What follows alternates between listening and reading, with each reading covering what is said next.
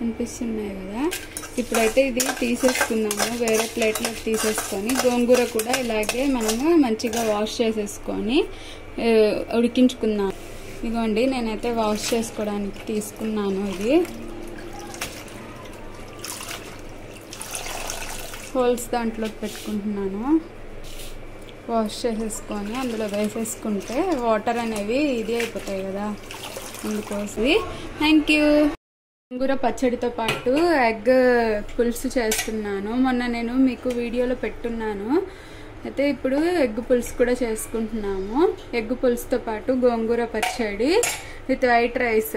Thank you friends. Bye. Like చేయండి, share చేయండి, subscribe చేసుకోండి నా ఛానల్ని.